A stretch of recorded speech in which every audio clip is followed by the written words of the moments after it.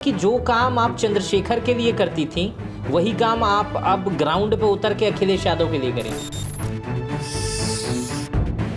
अखिलेश यादव से आपने इन 5 सीटों के लिए बात की थी कि 5 सीटें ये आपको चाहिए, तो उन्होंने क्या कहा इसको लेकर के? उन्होंने अभी सहमति दी है कि अखिलेश यादव के साथ मुलाकात हुई है और इन शर्तों पे बातचीत हुई है। अखिलेश यादव से मुलाकात हुई है या फ़ोन पे बात हुई है या किन शर्तों पे बात हुई है, मैं उसे आपके मुंह से सुनना चाहता हूँ। अखिलेश यादव कभी पावर में आते हैं तो क्या चंद्रशेखर जेल में दिखाई देंगे? ऑफ कोर्स होंगे। कि आपने ये कहा है कि अखिलेश यादव चंद्रशेखर से किसी भी प्रकार का कोई संबंध नहीं रखेंगे या चंद्रशेखर को किसी भी प्रकार की कोई लिफ्ट नहीं देंगे रोहिणी के आने के बाद। देखिए, कुछ दिन पहले आज तक ने एक न्यूज प्रिंट की थी कि चंद्रशेखर और अखिलेश के बीच में कुछ राजनीतिक खिचड़ी पक रही है और हो सकता है कि भविष्य में साथ आए। तो मैंने सेम न्यूज कटिंग उनको भेजी और मैंने कहा, क्या भैया आप इनके साथ काम करेंगे या इनके साथ गठबंधन करेंगे? उन्होंने स्ट्रेट फॉरवर्ड कहा कि नेवर इन माय लाइफ। दोस्तों, मेरे फ्रेम में आज रोहिणी घावरी हैं। रोहिणी घावरी सामाजिक कार्यकर्ता हैं। इनके फाउंडेशन का नाम जन पावर फाउंडेशन है। रोहिणी घावरी इस समय स्विट्जरलैंड में रहती हैं। रोहिणी घावरी का एक और परिचय अखबार में दिया जाता है कि रोहिणी घावरी चंद्रशेखर आज़ाद रावण, जो इस समय नगीना के सांसद हैं, उनकी एक्स गर्लफ्रेंड भी हैं। बीते दिनों कई इंटरव्यू मैंने इनके किए हैं, लेकिन इस समय चर्चा का विषय रोहिणी तब से हैं जब वो 8 अप्रैल को एक ट्वीट करती हैं जिसमें लिखती हैं, चलो बुलावा आया है, उत्तर प्रदेश के बड़े भैया ने बुलाया है, और ये बड़े भैया अखिलेश यादव होते हैं। ट्वीट में 200 बैठकों के साथ बात कही जाती है। उसके बाद से कुछ और बिंदु सामने आते हैं जिसमें ये लिखा रहता है कि 84 रिजर्व सीट जैसे आगरा, अलीगढ़, बागपत, सहारनपुर, बिजनौर, मेरठ जैसे सीटों पर वाल्मीकि समाज को टिकट देना होगा। इस तरह 6 और पॉइंट्स रहते हैं। उसके बाद से एक और ट्वीट इनका आता है जिसमें ये कहती हैं कि 2027 के चुनाव में चंद्रशेखर की राजनीति का अंतिम संस्कार मैं अपने हाथों से करूंगी। और रोहिणी एक और ट्वीट करती हैं जिसमें कहती हैं कि इनका सपना है चंद्रशेखर आज़ाद रावण को जेल में देखना। चंद्रशेखर वही जो नगीना से सांसद हैं और अभी खूब बड़ी बड़ी जनसभाएं कर रहे हैं। अभी लास्ट रैली उन्होंने 14 अप्रैल को की है जिसमें बहुत सारी भीड़ है। रोहिणी का इंटरव्यू इससे पहले भी मैंने 1-2 बार किया है और उसको भी लोगों ने देखा है। खूब सारे कमेंट्स आए हैं। चंद्रशेखर ने उस पर कोई प्रतिक्रिया नहीं दी, उल्टा उन्होंने मुझे ट्विटर पे ब्लॉक भी कर दिया। आज मेरे साथ फ्रेम में रोहिणी हैं और मैं उनसे बात करूंगा। कैसी हैं रोहिणी? जी नमस्ते, मैं ठीक हूँ। आप कैसे बढ़िया हूँ। आप कैसी हैं? कैसा चल रहा है इस समय? ठीक चल रहा है। ये साल तो ठीक है, बहुत सारी अपॉर्चुनिटीज लेकर आया है और एक पॉजिटिव वाइब्रेशन के साथ, पॉजिटिव एटीट्यूड के साथ फिर से अपने लोगों के लिए काम करना शुरू किया है। बहुत अच्छी प्लानिंग कर रही हूँ, कैसे चीजें करनी है फील्ड पे उसको लेकर तैयारी है। और आपने जैसे कहा कि 8 अप्रैल से काफी ज्यादा ये एक्टिविटी शो होने लगी। वैसे काम तो काफी टाइम से कर रही थी, लेकिन पब्लिकली इसको मैं 8 अप्रैल को लेकर। रोहिणी, इससे पहले जब मैं आपका इंटरव्यू किया था तो बड़े साफ तौर पे मैंने पूछा था कि चंद्रशेखर का आप विरोध कर रही हैं, आपको पॉलिटिक्स में आना है, तो आपने कहा था नहीं, मुझे पॉलिटिक्स में नहीं आना है। अभी आपने सीधे सीधे पॉलिटिक्स का ऐलान तो नहीं किया है, लेकिन एक बहुत बड़े राजनीतिक दल को आप समर्थन कर रही हैं, वो भी अपनी शर्तों के साथ। इसको आप कैसे देखती हैं? देखिए, मैं अभी भी अपने स्टेटमेंट पे हूँ कि मैं डायरेक्ट पॉलिटिक्स में अभी भी एंटर नहीं करूंगी। अभी भी हमारी प्लानिंग का हिस्सा कुछ और है। बहुत सारे मीडिया चैनल्स ने उसको अलग अलग तरीके से प्रेजेंट किया।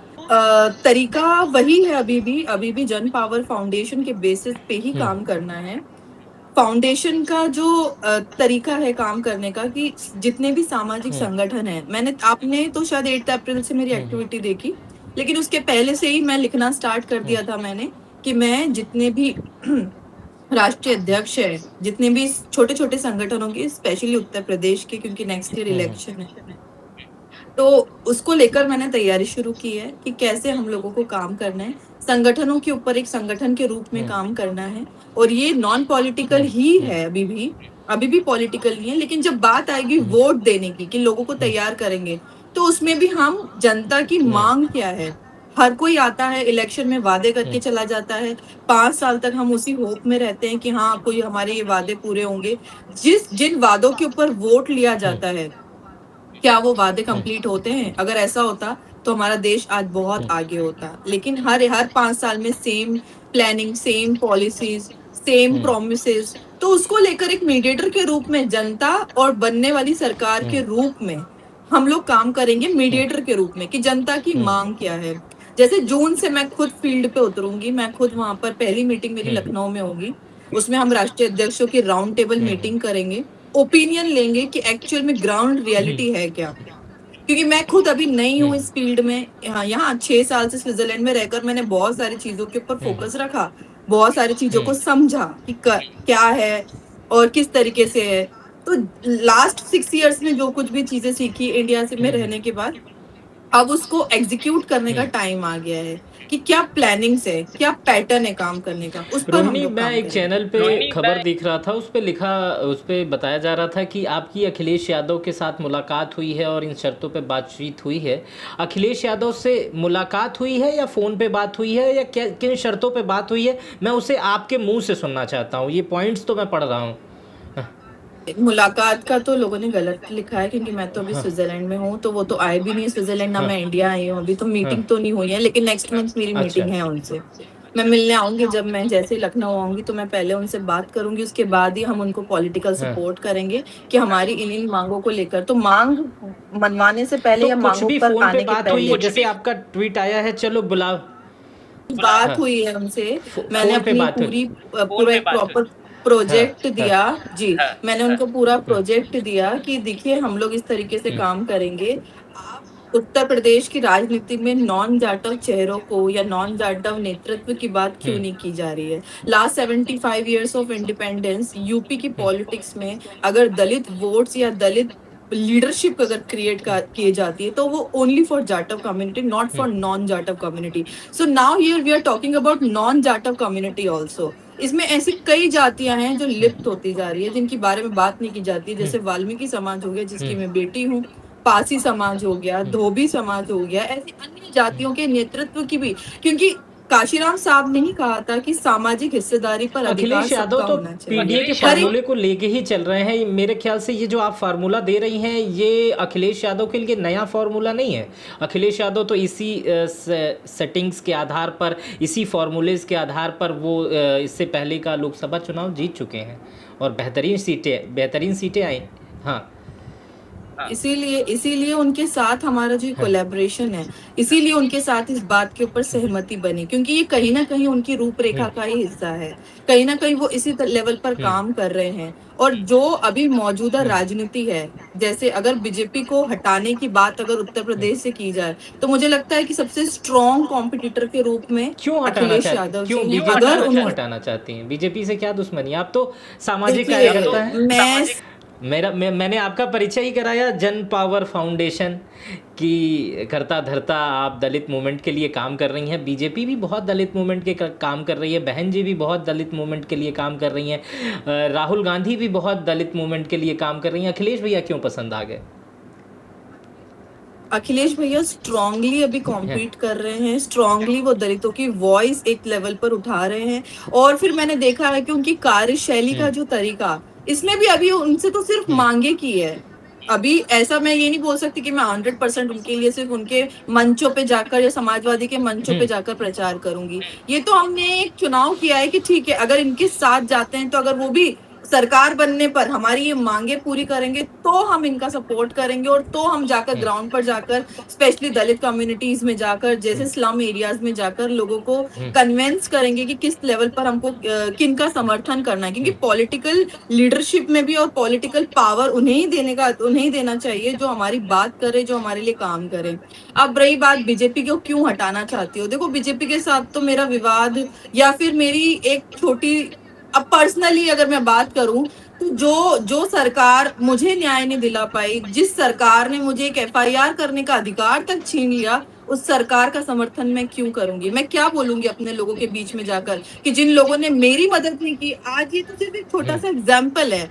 लेकिन इस एग्जाम्पल के माध्यम से मैं अपने लोगों के, आज मैं बहन बेटियों के सम्मान की बात उस सरकार से कैसे करूंगी या उस पार्टी से कैसे करूंगी जिन्होंने मुझसे ही मेरा अधिकार छीन लिया, एक कॉमन पर्सन का, एक कॉमन विमेन का, कि मैं अपनी राइट्स के लिए या अपनी जो जो भी चीज मेरे साथ घटी उसके लिए मैं लड़ रही थी। तो मेरी पूरी 1 साल की लड़ाई आप लोगों ने देखी है।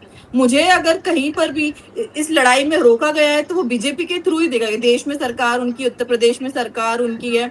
जब सरकार ही हम लोगों की आवाज दबाएगी तो फिर हम सरकार का तो समर्थन क्यों रोहिणी, मेरे करेंगे? ख्याल से ये आपका मेन मोटिव है चंद्रशेखर को जेल में भेजना, ये मेन मोटिव है। देखिए, अभी मेन मैं ट्विटर मेन पे मोटिव, मैं एक ही सिर्फ सपना एक मुद्दे आपने को देखा है, लेकर, रोहिणी का एक ही सपना है चंद्रशेखर को जेल में डालना। हाँ, ये मेरा हाँ, व्यक्तिगत हो सकता है हाँ, कि मैं व्यक्तिगत एक नाराजगी में ये चीज बोलूं, लेकिन जब बात समाज की आएगी, जब मैं समाज के लिए काम के लिए उतरूंगी, तो ये चंद्रशेखर वाला मुद्दा एक बहुत हाँ, छोटा मुद्दा है और ये मेरी सिर्फ एक व्यक्तिगत लड़ाई है, ये कोई सामाजिक लड़ाई नहीं है। और जब मैं समाज की बात करूंगी, जब मैंने मैंने अखिलेश यादव जी को जो 6 पॉइंट दिए, उसमें एक भी पॉइंट में ये नहीं था कि भैया क्या आप मुझे न्याय दिलाओगे या आपकी सरकार आने के ऊपर क्या आप चंद्रशेखर को जेल भेजोगे? नहीं, मैंने इसकी मांग भी नहीं की और ना मैंने तो इसकी बात की, क्योंकि अब अगर मैं इस तो क्या मतलब आपने पहले ही जवाब दे दिया मेरे सवाल का जो मेरे अंदर आ रहा था, कि अगर कभी, अभी तो अखिलेश यादव जी पावर में नहीं है, खैर पावर में उनके पास 40 सांसद हैं, अगर अखिलेश यादव कभी पावर में आते हैं तो क्या चंद्रशेखर जेल में दिखाई देंगे? मुझे लगता है कि जो जिसने गलती की है, जिसने गलत किया है, जिसके ऊपर कार्रवाई होगी, तो वो तो जेल में जाएगा, फिर वो हाँ, कोई भी हुआ। सरकार बनाई क्यों जाती है भाई? सामाजिक न्याय की बात करते हो आप नहीं और नहीं, वहीं पर फिर महिलाओं के मुझे न्याय की बात नहीं स्टेटमेंट की कर। तरह जवाब दीजिए, ये तो आप पॉलिटिकल आप धीरे धीरे होते जा रही हैं। मैं ये आपसे पूछा हूँ कि अगर आपकी सरकार, अब आप कह सकता हूँ आपकी सरकार, क्योंकि आप नहीं हाँ, नहीं, मेरी समाजवादी सरकार पार्टी को नहीं। समर्थन करने जा रही हैं, 200 बैठकें आप उनके लिए करेंगी, तो मुझे लगता है कि ये आपकी सरकार है। अगर भैया की सरकार, आपने कहा भैया की सरकार अगर बनती है तो क्या चंद्रशेखर जेल में होंगे? ऑफ कोर्स होंगे, जहां तक मुझे लगता है कि तभी मैं उनको बोलूंगी कि वो एक सामाजिक न्याय के के लीडर की तरह उभर रहे हैं, अगर वो मेरे साथ हुए अन्याय की इस लड़ाई में। और फिर ये और तो एक अगर लीगल अगर है, अगर चंद्रशेखर को अगर जेल। अखिलेश यादव की सरकार आई, चंद्रशेखर जेल में, और इधर रोहिणी घावरी राज्यसभा, नहीं नहीं, मेरा लोकसभा, राज्यसभा, मुझे बिना एमएलसी, चंद्रशेखर को जेल भेजे भी लोकसभा, मेरे, एमएलसी। मैंने क्या कहा कि मैं अभी एक्टिव पॉलिटिक्स का हिस्सा अगले 5 साल तक नहीं बनना चाहती। मुझे कई लोगों ने बोला कि आप क्यों नहीं अपने लिए टिकट मांगती हो, आप हस्तिनापुर सीट से, क्योंकि वाल्मीकि समाज के एमएलए बने वहां से आप दावेदारी क्यों नहीं करती? क्योंकि अभी कुछ दिन पहले न्यूज ये भी आई थी कि चंद्रशेखर खुद वहां से चुनाव लड़ना चाहते हैं और शायद विधानसभा। लड़ेंगे भी, वो लड़ेंगे चुनाव। हाँ, विधानसभा। तो कई लोगों ने मुझसे कहा कि आप बात कीजिए, आप चुनाव लड़िए, दोनों आपस में एक दूसरे, मैंने बोला मुझे इस तरह की राजनीति नहीं करनी है। पहली बात तो मुझे राजनीति में, देखिए, ये राजनीतिक गद्दी जो होती है ना, वो अच्छे अच्छे सामाजिक कार्यकर्ताओं और लोगों को बदल देती है। ये चकाचौंध ऐसी है जो मैंने अच्छे अच्छे लोगों को बदलते हुए देखा है। तो मैं भी दूर रहना चाहती हूँ इस राजनीतिक गद्दी से। जितना मैं दूर रहूंगी उतना मैं लोगों के लिए अभी काम कर पाऊंगी। अभी मुझे फील्ड में तो काम करने दीजिए, अभी मेरे लोगों की मांग क्या है, उनकी समस्या क्या है, ये मैं तो काम समझने करने का दीजिए। अंदाज आपका वही समझ पा रहा हूँ, चूंकि मैं 1 साल से आपको समझ रहा हूँ, जान रहा हूँ, मैं आपका तीसरा इंटरव्यू शायद कर रहा हूँ। तो जो मैं समझ पा रहा हूँ कि जो काम आप चंद्रशेखर के लिए करती थी, वही काम आप अब ग्राउंड पे उतर के अखिलेश यादव के लिए करेंगे। मैं ये काम अपने समाज के लिए नहीं, करूंगी। अखिलेश नहीं, यादव जी तो बनेंगे। चंद्रशेखर के लिए भी आप रैलियां डिज़ाइन करती थी, आपने मुझे इंटरव्यू में ही बताया, आप उनके मीटिंग्स लेती थी, उनके कार्यकर्ताओं से बात करती थी, आप उनको स्पीचेस लिख के देती थी, आपने कई बार बताया। तो क्या यही काम आप अखिलेश यादव के लिए भी करेंगे?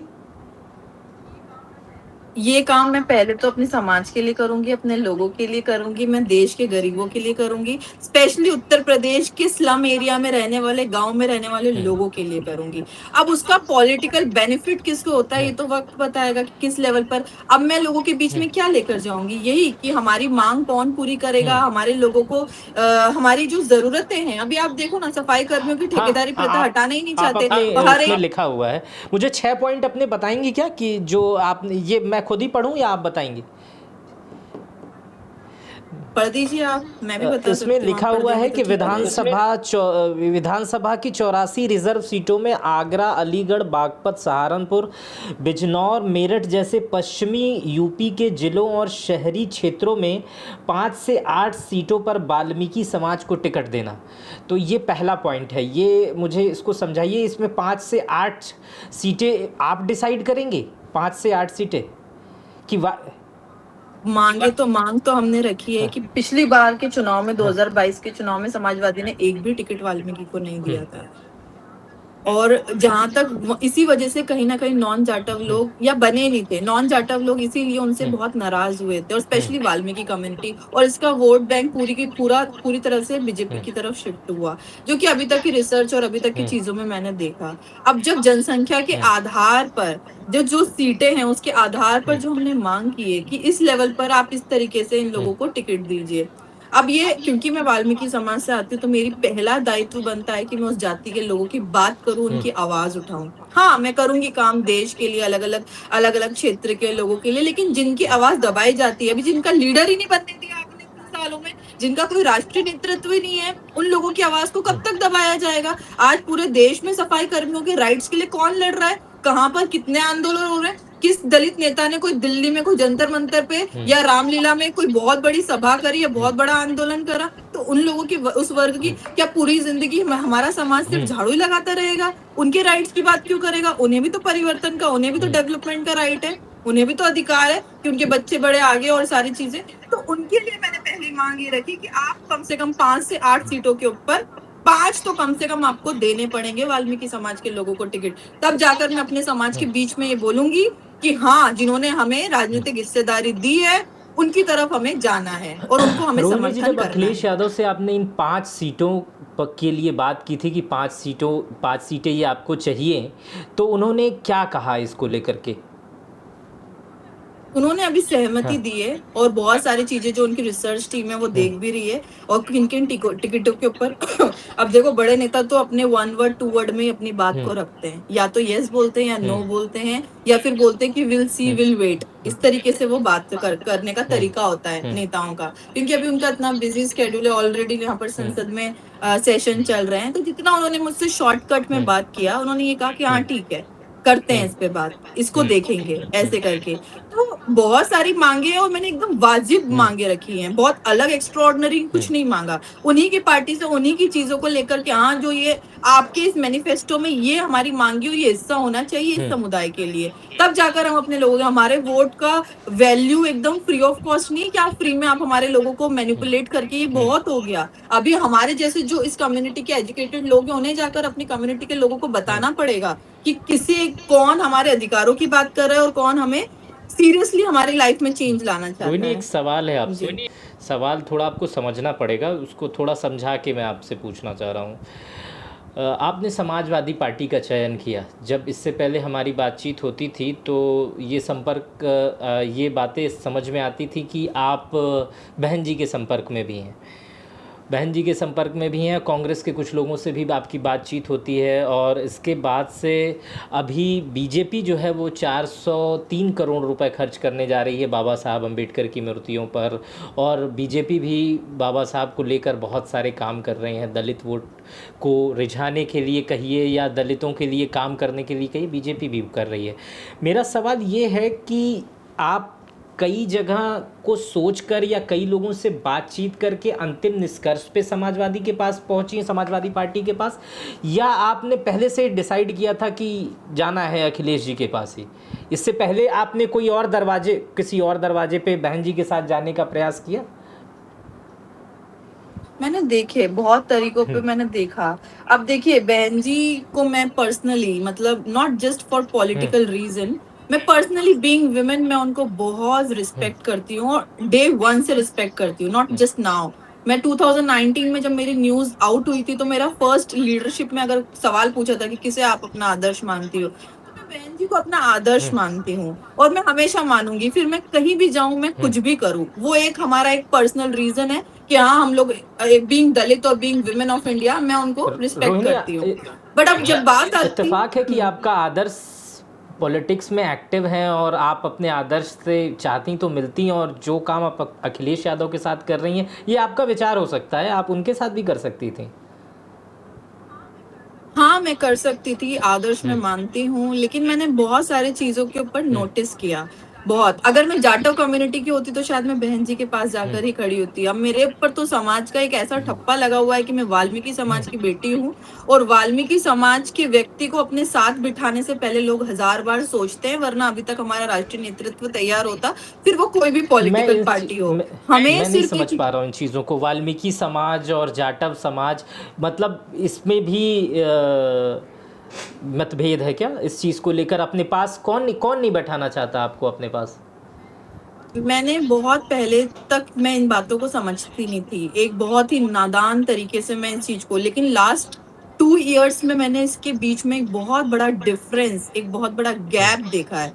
Not just because of my personal issue, मैंने पॉलिटिकल इश्यू अपने लोगों के बीच में, मैं जब 2024 में इंडिया आई थी अपनी डिग्री लेकर, मैं अपने लोगों से मिली, मैंने 5 अलग-अलग स्टेट्स में मीटिंग्स की। मैं जब जन पावर के बेसिस के ऊपर मीटिंग कर रही थी, तो मैंने सबके बीच एक बहुत बड़ा गैप महसूस किया, और सबका एक ही आवाज में, एक ही स्वर में यही बात थी कि हम क्यों नहीं बढ़ पा रहे आगे, हमें कौन रोक रहा है आगे।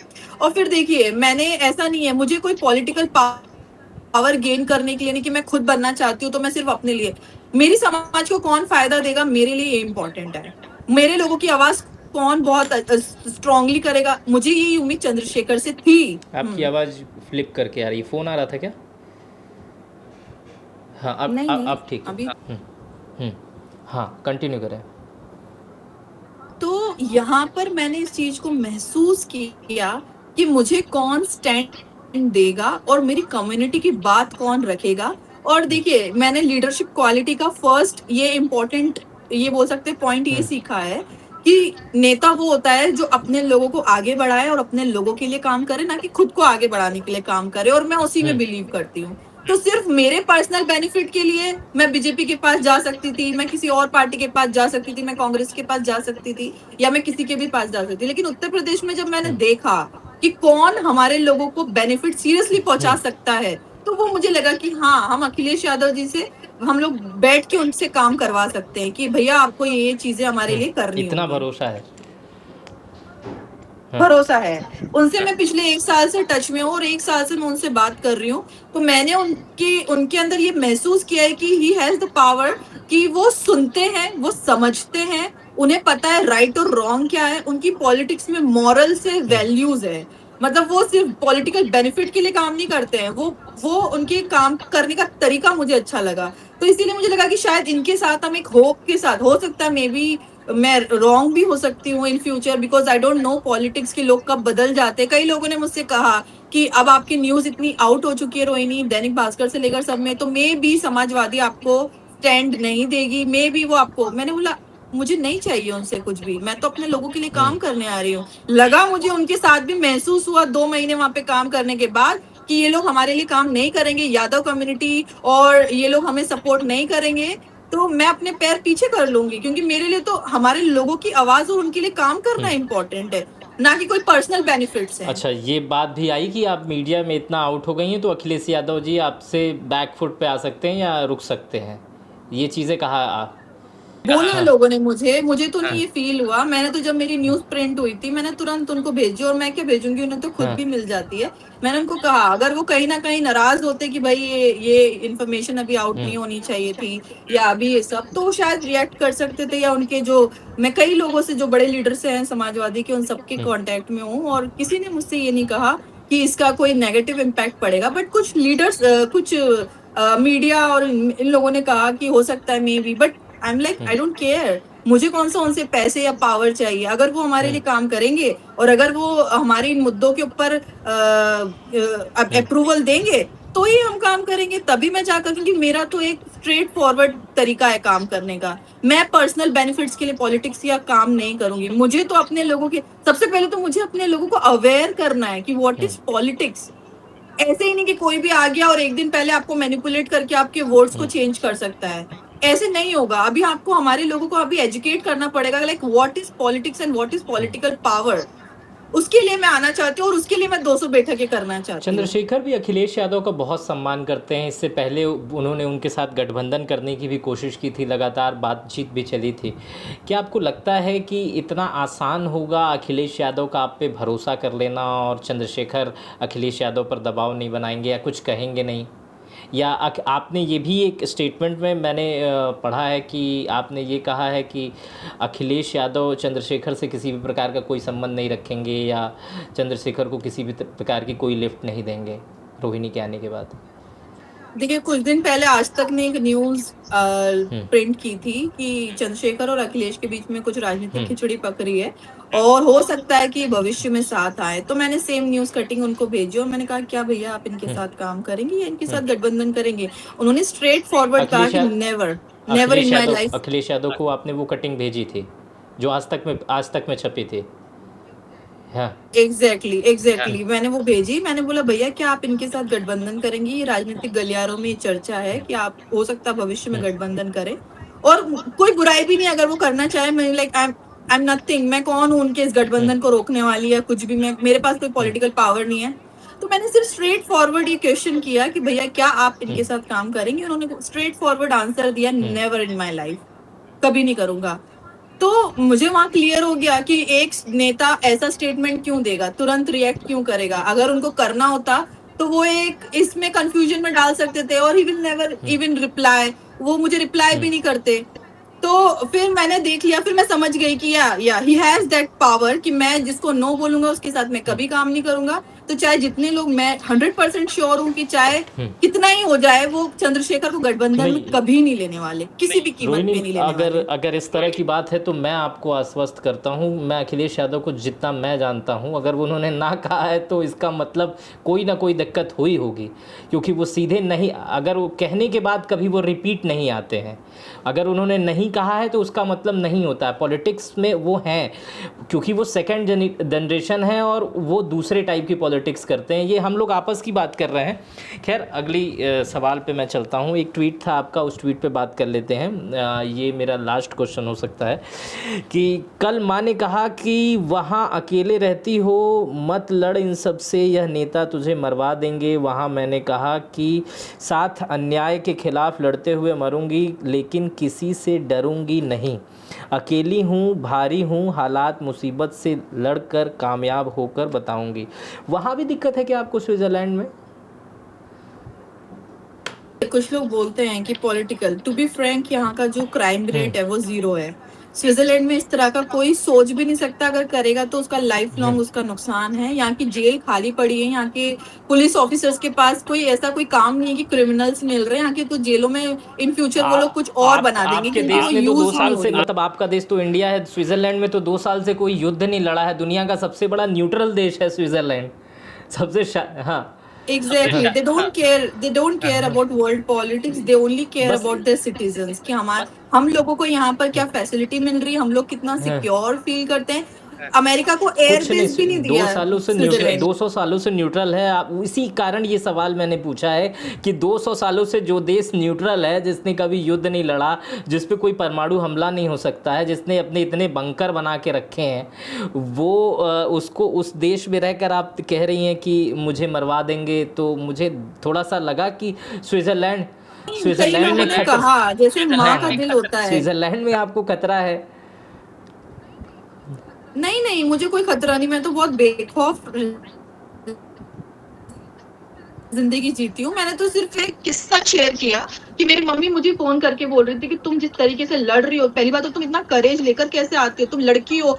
मैंने बोला, मम्मी बार बार ये एहसास कराने की जरूरत नहीं है कि मैं लड़की हूँ तो मैं अन्याय सह लूंगी। मैं तो मर जाऊंगी लेकिन मैं चुप नहीं रहूंगी। ये मेरी पावर है और ये मेरे अंदर है, ये मेरे ब्लड में। अब मैं तो उत्तर प्रदेश में आ रही हूँ, हो सकता है कि उस व्यक्ति के गृह क्षेत्र में मैं काम करूंगी। मुझे डर नहीं लगता। एक बार मुझे कौन सा Y+ सिक्योरिटी और ये सब मिल जाएगी। मैं कोई पॉलिटिशियन तो हूं नहीं, मैं तो बेखौफ होकर घूमूंगी और 200 रैलियां करूंगी या 200 सभाएं करूंगी। वो मैं स्लम एरियाज में या जनता के बीच में करूंगी जहां पर खतरे के चांसेस डबल है। रोहिणी जी, कुछ ऐसे सवाल जो आपसे मैं पूछ नहीं पाया और आपके वो एजेंडे में शामिल है, आप यूपी आके वो करना चाहती हैं या आप मुझे कुछ बता नहीं पाई, वो आप मुझसे साझा कर सकती हैं? ये मेरा अंतिम सवाल है आपसे।